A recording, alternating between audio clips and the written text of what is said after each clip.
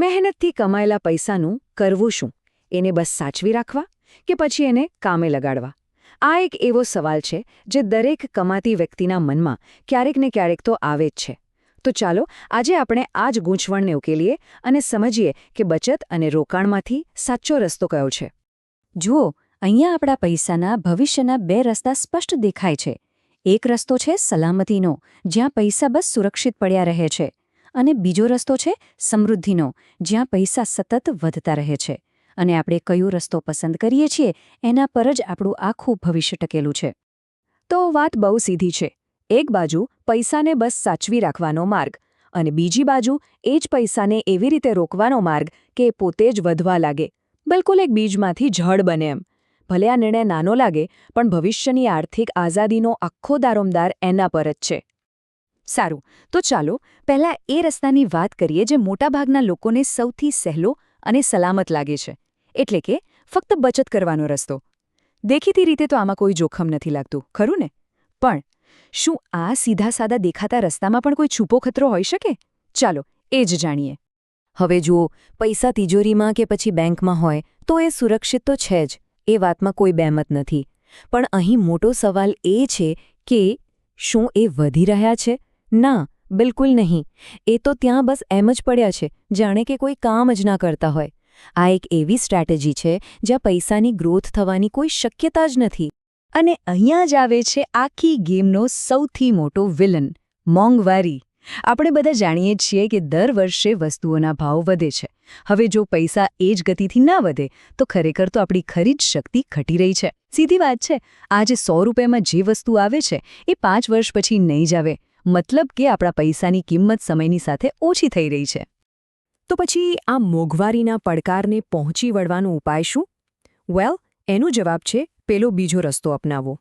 એક એવો રસ્તો જે પૈસાને ફક્ત સાચવે જ નહીં પણ એમાં વધારો પણ કરે. અને એ શક્તિશાળી રસ્તો છે રોકાણ. આ જે ગ્રોથનો ગ્રાફ ઉપર જઈ રહ્યો છે ને, બસ આ જ છે રોકાણની અસલી તાકાત. રોકાણ એટલે શું? સિમ્પલ, પૈસાને સોડાવી રાખવાને બદલે એને કામે લગાડવા. આ એક એવી સ્માર્ટ ચાલ છે જ્યાં પૈસા પોતે જ પોતાના માટે 24 કલાક મહેનત કરવાનું શરૂ કરી દે છે. ઓકે, તો એ તો સમજાયું કે રોકાણ કરવું જોઈએ, પણ એ આટલું બધું જરૂરી કેમ છે? ચાલો એના 3 મુખ્ય ફાયદા જોઈએ જે સાબિત કરે છે કે રોકાણ હવે ખાલી એક વિકલ્પ નથી પણ આજના જમાનાની એકદમ પાક્કી જરૂરિયાત છે. કારણ નંબર 1, મોંઘવારીને માત આપવી. આ સૌથી મોટો ફાયદો છે.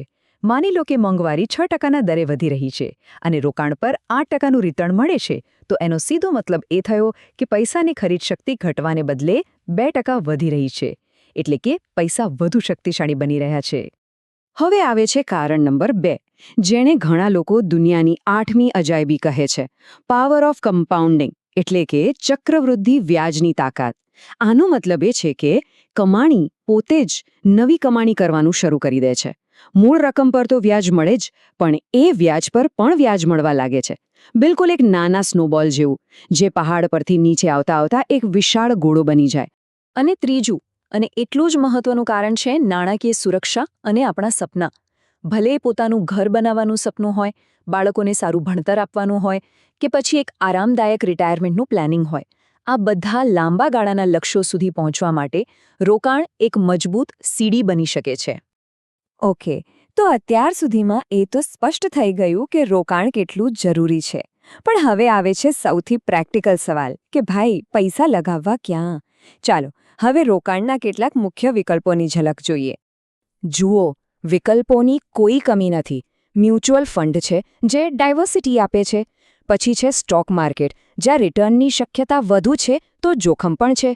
સોનું તો છે જ, જે વર્ષોથી એક સુરક્ષિત વિકલ્પ મનાય છે. રિયલ એસ્ટેટ એટલે કે પ્રોપર્ટીમાં રોકાણ પણ એક સારો રસ્તો છે. અને હા, પોસ્ટ કે ફિક્સ્ડ ડિપોઝિટ જેવા ઓછા જોખમવાળા વિકલ્પો પણ હંમેશા ઉપલબ્ધ છે. બસ પોતાના લક્ષ્યો અને જોખમ લેવાની ક્ષમતા પ્રમાણે સાચો વિકલ્પ પસંદ કરવાનો હોય છે. તો અત્યાર સુધીમાં આપણે શું, કેમ અને ક્યાં આ બધું જ સમજી લીધું. પણ કોઈ પણ જાણકારી ત્યાં સુધી નકામી છે જ્યાં સુધી એને અમલમાં ન મુકાય. તો હવે સવાલ એ છે કે આગળનો રસ્તો શું? પહેલું પગલું કયું ભરવું? અહીં જે લખ્યું છે ને એ બધી વાતનો સાર છે. આજે જ શરૂઆત કરો અને ભવિષ્ય સુરક્ષિત બનાવો. કહેવાય છે કે રોકાણ શરૂ કરવાનો સૌથી સારો સમય તો કદાચ થોડા વર્ષો પહેલા હતો, પણ બીજો સૌથી સારો સમય અત્યારે છે, આ જ ક્ષણે. વાતને કાલ પર ટાળવાનો કોઈ મતલબ નથી. ભવિષ્યને સુરક્ષિત બનાવવાની જવાબદારી આપણી પોતાની છે અને એની શરૂઆત આજે જ કરવી પડશે. તો આ બધી વાતનો નિચોડ એક જ છે. હવે વિચારવાનો નહીં, પણ પગલું ભરવાનો સમય છે. યાદ રાખજો, આપણું ભવિષ્ય કોઈ બીજું નહીં ઘડે, એની જવાબદારી આપણા જ હાથમાં છે.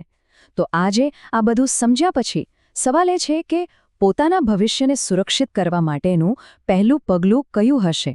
આના પર શાંતિથી વિચારજો.